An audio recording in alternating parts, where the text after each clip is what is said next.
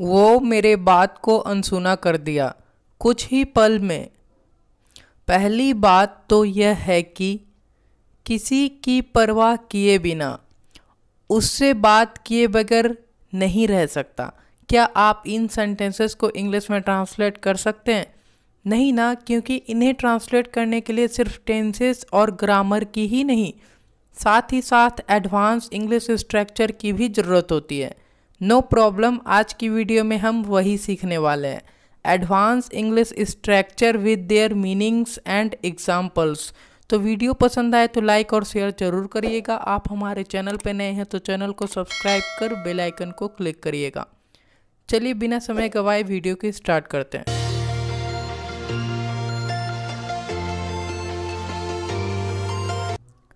आज का हमारा पहला स्ट्रक्चर है कि परवाह किए बिना, है ना। कई बार हम लोग ऐसे बोलते हैं, उसने किसी के परवाह किए बिना मेरा साथ दिया, है ना। इस तरह के हिंदी के वाक्य को इंग्लिश में ट्रांसलेट करने के लिए आप रिगार्डलेस ऑफ का यूज़ करते हैं।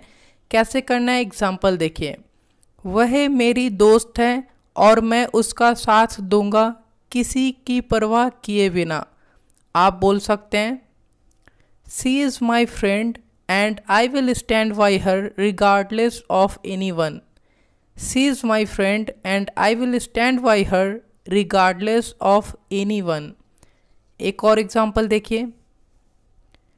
चाहे जो हो, मैं इसे परिस्थितियों की परवाह किए बिना करूँगा।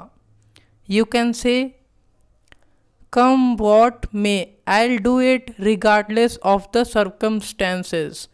Come what may, I'll do it regardless of the circumstances. हमारा अगला स्ट्रक्चर है गाइस, कुछ ही पल में, है ना। मान लीजिए आप बोलते हैं कि मैं उससे फ़ोन पे बात कर रहा था और कुछ ही पल में वह यहाँ आ गया। इस तरह के हिंदी वाक्य को इंग्लिश में ट्रांसलेट करने के लिए आप इन अ मैटर ऑफ सेकेंड्स का यूज़ करते हैं। कैसे करना है, एग्जाम्पल देखिए। 5 कर्मचारियों को कुछ ही पल में निकाल दिया गया, है ना, मतलब तुरंत।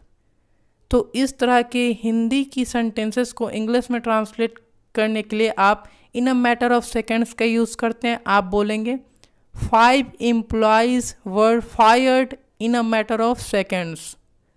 5 employees were fired in a matter of seconds. अभी मैं उससे फ़ोन पर बात कर रहा था और कुछ ही पल में वो यहाँ आ गया। आप बना सकते हैं, I was just talking to him on the phone and he came here in a matter of seconds. I was just talking to him on the phone and he came here in a matter of seconds.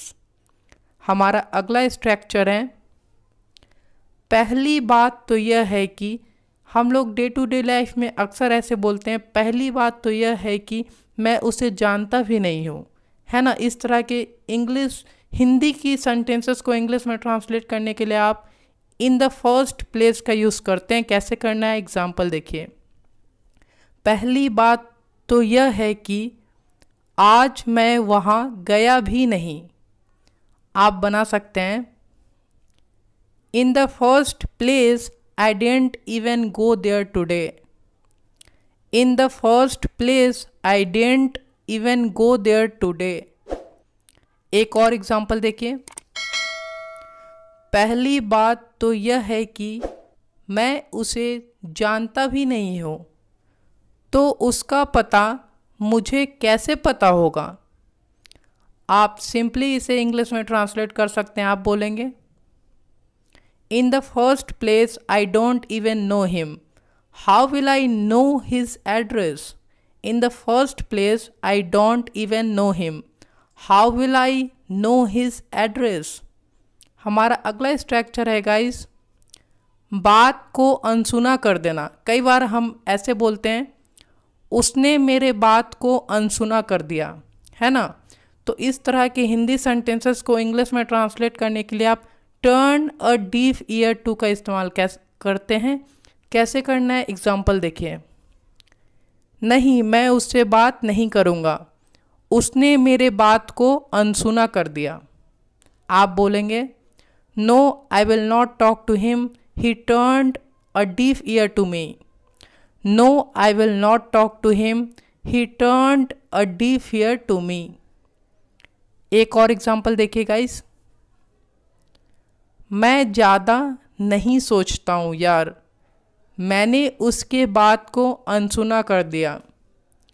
Day to day life में अक्सर आप ऐसे बोलते होंगे, आप English में बोलेंगे I don't think so much bro, I turned a deaf ear to him.